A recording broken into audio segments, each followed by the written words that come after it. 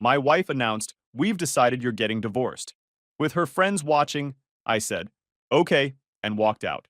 2 weeks later, she was sobbing outside my hotel room, saying I ruined her life. Hey, Reddit. 2 weeks ago, my wife gathered her three best friends at our house, sat me down at the dining room table like I was about to get fired, and casually announced she wanted a divorce. Not discussed, not suggested, announced. With her personal cheerleading squad nodding along like she'd just revealed the cure for world hunger. I looked at her, said, "Okay," grabbed my keys, and walked out. What followed was the most calculated 2 weeks of my life. Buckle up. I'm 37 male, a corporate logistics manager for a distribution company based in Phoenix. The job isn't glamorous, but it pays around $95,000 annually, plus performance bonuses that usually add another $15,000 to $20,000. I handle supply chain operations, vendor contracts, freight negotiations, and basically make sure thousands of products move from warehouses to retailers without the company bleeding money on delays or damaged goods. Started at this company 12 years ago as a warehouse coordinator, making $32,000. Worked nights and weekends, took online courses in logistics management, learned freight software systems on my own time, moved up to assistant manager, then operations supervisor, then got promoted to my current role about 4 years ago. The grind was real, but it paid off. My job taught me something that would save my life later: how to stay calm under pressure and execute contingency plans. When a critical shipment gets held up at customs or a supplier suddenly can't deliver, you don't panic. You assess the situation objectively, identify your backup options, document everything for legal protection, and execute the solution methodically. That exact mindset became my playbook for handling what was about to happen. The house I live in, a 3-bedroom ranch-style place in a decent Phoenix suburb, I bought it solo about 3 years before I even met my soon-to-be ex-wife. Put down $40,000 from savings, took out a 30-year mortgage, got my name on the deed. That house represented years of living below my means, driving a paid-off sedan instead of financing something flashy, and prioritizing long-term security over short-term gratification. My dad was the one who drilled financial responsibility into my head from an early age. His older brother lost absolutely everything in a brutal divorce back in the late 90s. House, retirement accounts, even had to liquidate a small landscaping business he'd built from nothing. The ex-wife's attorney carved him up like a Thanksgiving turkey, and he spent the next decade starting over from scratch at age 45. Dad made sure I learned from that disaster. Luke, you protect what you build before bringing anyone else into the equation. If the relationship's solid, she won't care whose name is on the paperwork.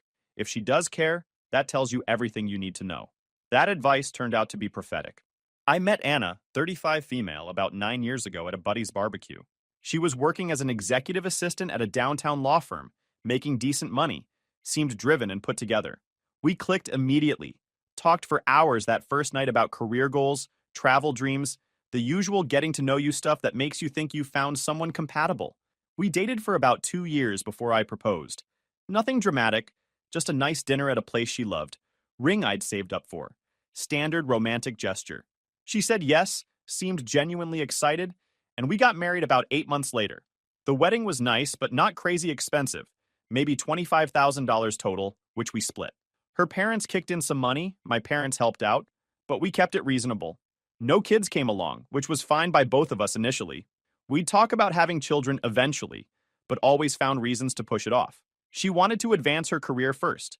I wanted to save more money. The timing was never quite right. Looking back, I think we both subconsciously knew the foundation wasn't as solid as we pretended it was. The first 6 years of marriage were what I'd describe as functionally okay. Not passionate romance novel material, but stable and comfortable. We split bills proportionally based on our incomes. I made more, so I covered about 65% of shared expenses. She contributed to groceries and utilities. We took decent vacations, maintained separate friend groups, had our routines. Anna handled our social calendar and coordinated friend gatherings. I took care of home maintenance, vehicle upkeep, and financial planning. Classic division of labor that seemed to work fine on the surface. But about 8 months ago, I started noticing changes. Small things at first that I brushed off as normal relationship evolution. Anna became increasingly critical of pretty much everything I did. The way I loaded the dishwasher was inefficient. My work schedule was too demanding and showed I didn't prioritize us. I didn't communicate enough about my feelings. I was too focused on practical matters instead of emotional connection. Every conversation felt like I was being evaluated and found lacking in some way. The woman who'd been fine with our dynamic for 6 years suddenly had a running list of grievances about how I wasn't meeting her needs. Then came the friend group situation. Anna joined this yoga studio downtown and became tight with three women, Lauren, Kristen, and Beth. At first, it seemed healthy. She needed friends outside our marriage, and I encouraged it. But the dynamic shifted quickly from casual friendship to something that felt more like a cult recruitment. These weren't occasional coffee dates anymore. These were full-day Saturday sessions that stretched from morning until dinner time. Multiple weeknight meetups that would last until 11 p.m. Constant group chats where she'd be giggling at her phone while I'm sitting 2 feet away trying to have a conversation. Whenever I'd walk into a room where she was on video chat with them, the conversation would immediately stop or pivot to some generic topic. They'd give me these looks, not openly hostile, but like I was some outsider interrupting an important classified discussion. I'm not a controlling person by nature, so I didn't make it into a big issue. People need close friendships, especially women. I get that. But something about the whole dynamic felt off in a way I couldn't quite articulate. About 4 months ago, Anna started making odd comments that should have been bigger red flags than I treated them as. We're getting ready for bed one night and she drops this. Lauren says I've been settling for mediocrity. Just says it casually while brushing her teeth, like she's commenting on the weather forecast. What does that mean? I asked. Oh, nothing specific. Just something we were discussing about life choices and not limiting yourself to safe options. Am I the mediocrity she's referring to? Don't be so sensitive. It was a general philosophical conversation. I let it go, which was my first mistake. When you've been married almost 7 years, you develop this habit of letting small slights slide because addressing every little comment would turn your marriage into exhausting constant conflict. Pick your battles, right? Turns out some battles need to be fought immediately. The friend group escalated their influence over the next couple months. They started having these weekly empowerment sessions where they'd read self-help books together and discuss applying the concepts to their lives. I knew about this because Anna would leave the books lying around the house. Titles like Reclaim Your Power, Breaking Free from Comfortable Chains, and You Deserve More, Rejecting Mediocrity in Love and Life, and The Courage to Choose Yourself First. Now, there's nothing inherently wrong with self-improvement books. But these particular books all had the same underlying theme. Your current relationship is probably holding you back. You're settling for less than you deserve. Real fulfillment requires dramatic change. Being comfortable is a trap that prevents growth. The kind of philosophy that reframes normal relationship compromises and stability as oppression and mediocrity. Anna also started making more comments about how her friends' lives seemed more exciting than ours. Lauren was dating some entrepreneur who took her to fancy restaurants twice a week. Kristen's husband just got a big promotion and bought her a new car. Beth was traveling constantly with her boyfriend who worked in sales. Meanwhile, I'm over here being boring old Luke, who comes home from work at a reasonable hour, pays the mortgage on time, and suggests we save money instead of financing a luxury vacation we can't afford. The shift in her attitude toward me was gradual, but unmistakable. I went from being a good partner to being the obstacle preventing her from living her best life. Not because I'd changed, but because her reference point had shifted from our actual life to some idealized version she'd constructed with her friend's help. Then came the nuclear moment. 2 weeks ago, Friday evening around 6. I pulled into the driveway after a long week of dealing with a supplier who'd completely botched a shipment timeline. All I wanted was to decompress, maybe order some takeout, watch a movie with Anna, normal weekend stuff. The moment I walked through the door, I knew something was wrong. Anna was sitting at our dining room table with Lauren, Kristen, and Beth. They all had coffee mugs in front of them, and there was this palpable energy in the room, anticipatory, almost excited. Hey, I said, setting down my work bag near the door. Didn't realize we were having company tonight. We need to talk, Anna said. Not, hey, honey, how was your day? Not, can we chat later when you've had a chance to settle in? Just a flat, declarative statement.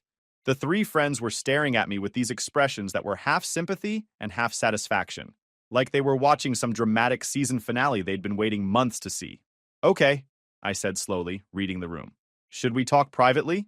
I gestured toward our bedroom, assuming this was a conversation that shouldn't have an audience. No, sit down. They're here for support. That's when my gut instinct screamed that this wasn't going to be a normal conversation. You don't need your friend group present as moral support to discuss vacation plans or home renovation ideas. This was something else entirely. I sat down at the table. The four of them were on one side, me alone on the other. It felt less like a marriage discussion and more like an intervention or a job performance review, where the decision had already been made before I walked in the room. Anna took a deep breath, glanced at her friends for encouragement, then launched into what was clearly a prepared speech. We've been doing a lot of work on ourselves lately. Personal growth, self-reflection, really examining what we want from our lives and relationships. And through that process, we've come to realize that we deserve more from our relationships than what we're currently getting. I caught the we immediately. This wasn't about our specific marriage. This was some kind of group decision that happened to involve my life. What exactly does that mean? I asked, keeping my voice level. It means I want a divorce. The room went completely silent for about 5 seconds. I just sat there looking at her, processing what she just said. I wasn't shocked exactly. Somewhere in the back of my mind, I'd felt the relationship deteriorating for months. But the casual way she delivered it, like she was announcing she wanted to switch to a new gym, with her 3 friends sitting there providing moral support for her brave decision, that part was surreal. A divorce, I repeated, just to make sure I'd heard correctly. Yes, I've outgrown this relationship. You're a good person, Luke, but we're not compatible anymore. I need someone who challenges me intellectually, who sees me as a true equal, who pushes me to grow instead of keeping me comfortable. Someone who... I'm sitting right here, Anna. You can skip the prepared speech you rehearsed with your support group. Her eyes flashed with anger at being interrupted. This isn't a speech. This is me being honest about my needs for the first time in years. That's when Lauren decided to chime in. She deserves to be happy, Luke. You can't blame her for that. I turned to look at Lauren directly. I wasn't aware I was having this conversation with you. This is between me and my wife. Big Kristen immediately jumped to Lauren's defense. We're here because this is incredibly hard for Anna. She needs support during this difficult moment. The least you could do is be respectful. The absurdity of the situation was almost funny in a dark comedy way. My wife had just announced she was divorcing me with her personal cheerleading squad present to back her up, and somehow I was the one being told to be respectful and understanding. Okay, I said, standing up from the table calmly. If that's what you want, Anna, then okay. Anna blinked, clearly thrown off by my response. That's it? You're not going to fight for us? Try to change my mind? You just announced you want a divorce. You have 3 friends here to support you in case I got upset or disagreed. You've obviously thought this through and made your decision. What exactly am I supposed to fight for at this point? I thought you'd at least want to talk about it. Show some emotion. Try to understand what I'm feeling. I grabbed my keys and wallet from where I'd set them down. You want emotion? Here it is. I'm not interested in being part of whatever social experiment you and your empowerment group are running. You want a divorce? Fine. We'll handle it through lawyers like adults. I'll be staying somewhere else tonight. Beth actually scoffed out loud. Wow. So you're just going to abandon her when she's being vulnerable and honest about her needs? I looked at Beth like she'd just said the earth was flat. She's divorcing me, Beth. That's literally her choosing to end the marriage. But sure, frame it however makes you feel better about your role in this. I walked out the front door, got in my car, and drove to a decent extended stay hotel about 15 minutes away. Checked in for a week. The whole time my phone was buzzing nonstop with text from Anna. The messages started angry. You just walked out? We need to talk about this. Then shifted to confused. I don't understand why you're being so cold. We need to discuss this like adults. Then moved into manipulation. I didn't think you'd just give up on us without even trying. I guess I know where I rank in your priorities. I didn't respond to a single message. Instead, I did what I do best when facing a crisis situation. I planned my response methodically. First call went to my best friend Tyler. We've been tight since college. He works in commercial real estate now. Has seen plenty of divorces play out in his professional and personal circles. I gave him the full rundown of what just happened. Dude, that's completely insane, Tyler said after I finished the story. She had her friends there like it was some kind of press conference announcing her decision? Yeah, it was surreal. You need a lawyer immediately, like first thing Monday morning. Don't wait. Don't think you can handle this yourself. Get professional legal help right now. Already planning on it. Tyler paused, then said something I'd been trying not to think about. Bro, I hate to say this, but you should probably check whether she's cheating. That whole setup, the friends providing backup, the rehearsed speech about needing more, the sudden decision to divorce, that screams guilty conscience trying to control the narrative before you find out the truth. The thought had crossed my mind, but I'd been pushing it away because I didn't want to believe Anna would cheat. But Tyler was right. The pattern fit perfectly. Sudden personality change, increased time away from home, friend group reinforcement, carefully staged divorce announcement, designed to make her look like the reasonable party. Saturday morning, I started investigating, but not in some dramatic, hire a private detective way. I just started paying attention to details I'd been ignoring or explaining away for months. I still had full access to our joint credit card account through the bank's website. I started scrolling through recent transactions, looking for patterns. That's when I found them. Repeated charges at the Marriott downtown, not random dates, specifically every Tuesday and Thursday for the past 8 weeks. The charges varied, but usually included room service, parking fees, sometimes bar tabs. Anna supposedly worked from home on Tuesdays and Thursdays. At least, that's what she told me when her company shifted to a hybrid schedule. I'd had no reason to doubt it. I cross-referenced the hotel dates with Anna's digital calendar, which we shared for coordinating schedules.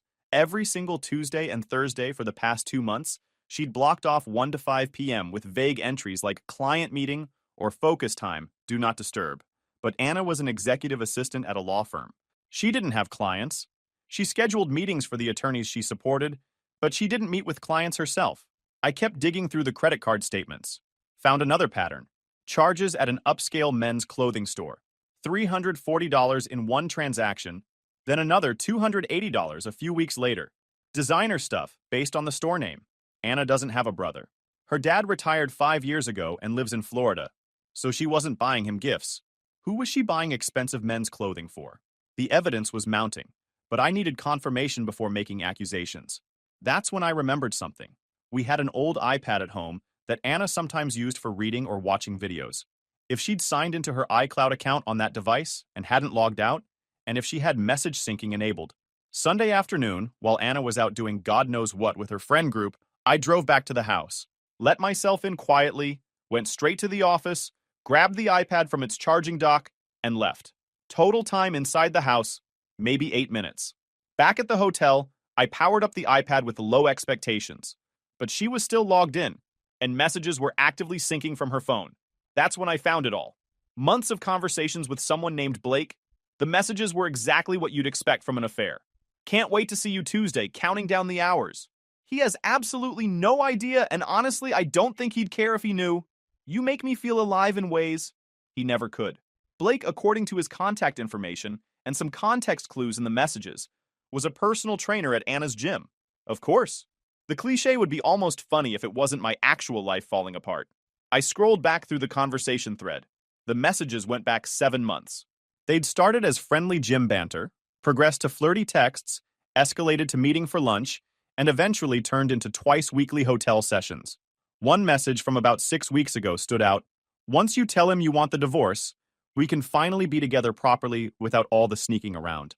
You deserve someone who appreciates you for who you really are, not someone who keeps you in a comfortable cage. So, this entire divorce announcement wasn't Anna having a genuine epiphany about our compatibility. This was Anna clearing the path for her relationship with Blake while simultaneously painting herself as the victim of an unfulfilling marriage. The friend group dynamic made perfect sense now too. They weren't just supporting her decision to leave, they'd been actively helping her justify the affair by reframing it as self-empowerment and choosing herself and refusing to settle. I methodically took screenshots of everything, didn't delete anything, didn't log out of the account, just saved the evidence to my phone and laptop. Then I carefully put the iPad back in the office the same way I'd found it. Monday morning, first thing, I had an appointment with a divorce attorney named Patricia. Tyler had recommended her specifically because she specialized in cases where one spouse was trying to gain an unfair advantage through deception or asset manipulation. I walked into Patricia's office with a folder containing printed screenshots, credit card statements organized by date, and a timeline I'd created documenting the affair and the divorce announcement. Patricia spent about 20 minutes reviewing everything, then leaned back in her chair with a slight smile. Okay, this is actually more straightforward than a lot of cases I see. Arizona is a no-fault divorce state, which means the affair itself doesn't directly impact the financial settlement or give you special leverage, but it absolutely matters for context and negotiating leverage. Walk me through what happens next, I said. The house is entirely yours. Purchased before marriage, deed solely in your name, mortgage payments from your account. That's not marital property subject to division. Your retirement accounts have contributions from before the marriage, which remain yours, and contributions during the marriage, which get split proportionally. Same with hers. What about everything else? Any assets acquired during the marriage are considered community property in Arizona. Joint savings accounts get split. But given that she initiated the divorce, is actively involved with another man, and clearly wants out quickly to pursue that relationship, My professional assessment is she'll accept a reasonable settlement just to expedite the process. How quickly can we move? If she cooperates and doesn't fight every detail, we can have this finalized in about 60 days. If she tries to drag it out or make unreasonable demands, it takes longer. But my instinct says she'll want this done fast so she can move on with Blake. I authorized Patricia to file the divorce petition immediately. By Tuesday afternoon, Anna was officially served with divorce papers at the house. That's when her attitude completely changed from confident decision maker to panicked crisis mode. My phone exploded with calls, texts, voicemails. I let every single one go unanswered. You filed for divorce? We were supposed to talk about this first. You can't just make this decision unilaterally without even discussing it with me. My attorney says you're being completely unreasonable and we need to communicate. The irony was so thick you could cut it with a knife. She'd announced the divorce with her 3 friends present like it was already decided. But now that I'd actually filed, suddenly we needed to have discussions and work through things together. Wednesday morning, she showed up at my hotel. The front desk called my room around 8 a.m. Mr. Patterson, there's a woman in the lobby claiming to be your wife. She's requesting to come up to your room. Should we send her up? No, thank you. I'm not receiving visitors. Understood, sir. I could hear Anna's voice in the background, getting louder and more agitated. I have a right to speak with my husband. You can't just refuse to let me up. The front desk calmly explained that I was a guest who had declined her visit, and she needed to leave the property or they would call security. Thursday, she tried ambushing me at work. Showed up at my office building around lunchtime and tried to get past reception. My assistant intercepted her before she got anywhere near my actual office. I'm sorry, ma'am, but Mr. Patterson is in back-to-back meetings all afternoon and isn't available. I wasn't in meetings. I was sitting at my desk monitoring the security camera feed that covered the reception area, watching Anna argue with the receptionist for about 15 minutes before finally leaving with threats to make a scene if she wasn't allowed to see me. Friday afternoon, exactly 1 week after her carefully orchestrated divorce announcement, Tyler sent me a screenshot I needed to see. Anna had posted on social media, "Going through one of the most difficult times of my life as my marriage ends. So incredibly grateful for my support system and for finally having the courage to choose myself. Sometimes the hardest thing and the right thing are the exact same thing. Trust the journey." The comments section was predictably full of support. "You're so brave. Proud of you for prioritizing your happiness. You deserve someone who sees your worth." Lauren, Kristen, and Beth were all in the comments cheering her on, like she just announced a promotion instead of a divorce. But Tyler had sent me something else along with Anna's post. Blake's Instagram account posted the same day. "New beginnings with someone incredibly special. Life's too short to waste time settling for mediocrity when real connection is possible."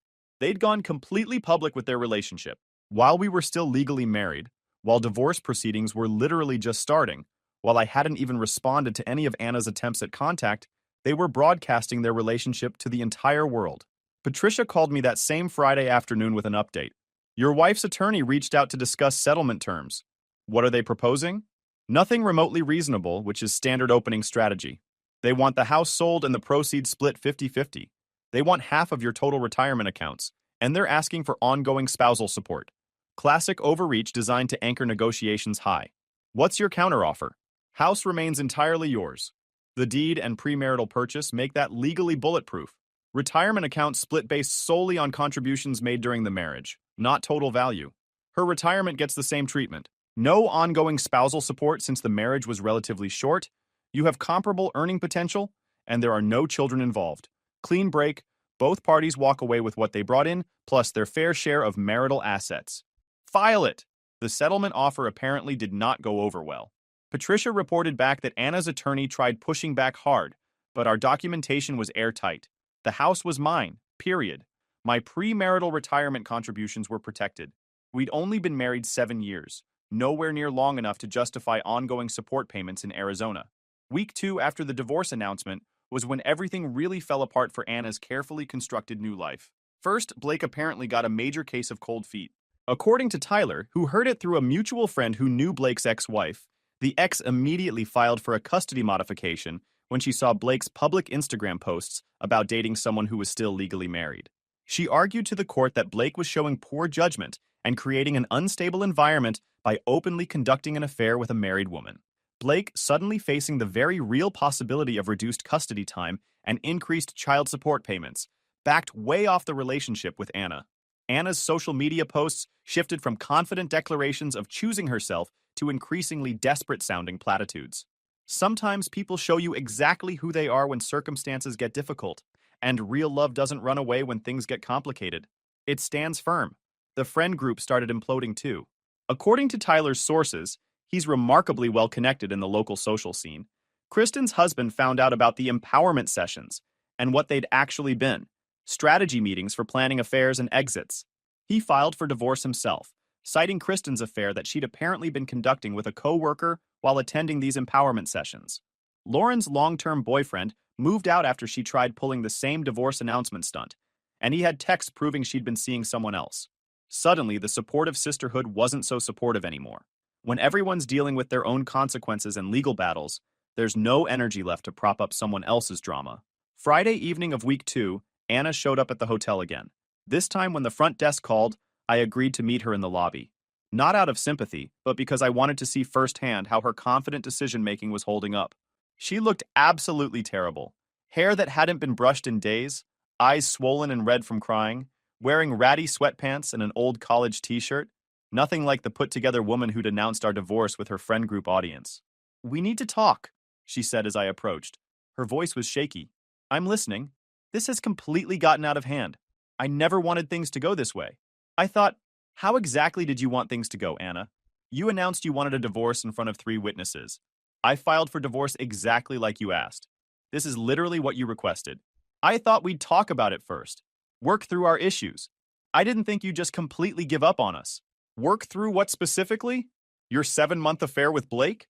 The dozens of hotel meetings you charged to our joint credit card? The lies about working from home while you were actually spending afternoons with your personal trainer? Her face went completely white. How did you? Doesn't matter how I found out. What matters is you made your decision. You wanted out of this marriage. You wanted to be with Blake. You got exactly what you asked for. I'm just facilitating your stated goal as efficiently as possible. Blake and it's not what you think. We were just, I have screenshots, Anna. 7 months of messages. Credit card statements showing twice weekly hotel visits. I know exactly what it was. She started crying, which would have been more effective if I hadn't spent the past week processing the betrayal. I made a mistake. I got caught up in something and didn't know how to stop it. But I don't want to lose everything we built together. You chose to cheat. You chose to lie about it for 7 months. You chose to plan that whole theatrical divorce announcement with your friends instead of having an honest conversation with me. Every single one of those choices has consequences. But the house was supposed to be ours. We built a life there together. The house is mine. Purchased 3 years before I met you. Mortgage payments from my account. Your name was never on the deed. That's not fair! I almost laughed. What's not fair is you conducting a 7-month affair while planning your exit strategy. What's not fair is you trying to take half of everything I built before you came along. You want to talk about fair? I could drag this affair through court proceedings publicly. I could make sure everyone in your professional and social circle knows exactly why the marriage ended. Instead, I'm offering you a clean exit with what you're legally entitled to. I can't afford my own place on just my salary. You should have considered that before sleeping with your personal trainer twice a week in hotel rooms charged to our joint credit card. She tried several more tactics over the next 20 minutes. Bargaining, I'll end things with Blake completely. Promises, I'll do whatever it takes to fix this. Deflection, my friends pressured me into thinking the marriage wasn't good enough. Straight up lies, I was going to tell you about Blake before making any decisions. I listened to all of it with the same calm detachment I use when vendors try renegotiating contracts at the last minute after they've already missed their deliverables. Let them exhaust all their arguments, then calmly restate the original terms. Patricia sent you a fair settlement offer, I said, when she finally ran out of tactics. It gives you exactly what you contributed during the marriage and your fair share of jointly acquired assets. I keep what I had before you arrived. Sign it, and we're done in 60 days. And if I refuse to sign, then we go to court, where I present detailed evidence of a 7-month affair conducted with marital funds, and your attorney tries to convince a judge why you deserve more than the law entitles you to despite that conduct. Your choice. She signed the settlement agreement 3 days later. According to Patricia, Anna's attorney had tried one last attempt at negotiating better terms, but the evidence made it impossible. The house documentation was ironclad. The retirement account divisions were mathematically fair. There was no legal ground to demand more. The settlement was straightforward. Anna got her share of marital assets accumulated during the 7 years, roughly $23,000 from joint savings, and her portion of jointly purchased furniture and household items. I kept the house, my premarital retirement funds, and my vehicle. She kept her car and her own retirement accounts. No support payments, no ongoing financial obligations. A clean legal separation that reflected the reality of our situation. The next month was pure logistics. Separating joint bank accounts, dividing furniture we'd purchased together, scheduling movers to get her stuff out of my house. Anna took everything that was hers and moved in with Beth temporarily.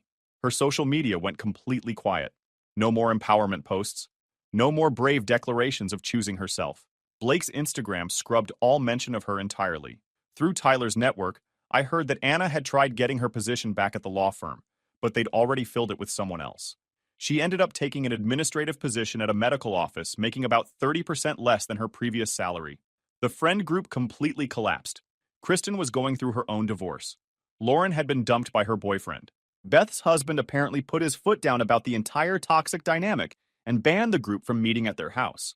The support system that had enabled and encouraged Anna's decisions evaporated the moment everyone started facing individual consequences for their collective terrible advice. Meanwhile, I threw myself into work with renewed focus. Without the constant background stress of a deteriorating marriage, my performance actually improved. Got promoted to senior logistics manager with a $12,000 salary increase plus better bonuses. The divorce finalized exactly 60 days after she signed the settlement. Patricia sent me an email with the official decree. Congratulations, you're legally single again. Go live your best life. I took Duke for an extra long walk that evening, stopped by the animal shelter where I'd adopted him, and donated the money I would have spent on Anna's half of the house. Seemed like better karma. 3 months after the divorce was finalized, I ran into Lauren at a grocery store. She looked genuinely embarrassed and tried making awkward small talk. Hey Luke, how've you been? Good. You? Honestly, it's been rough.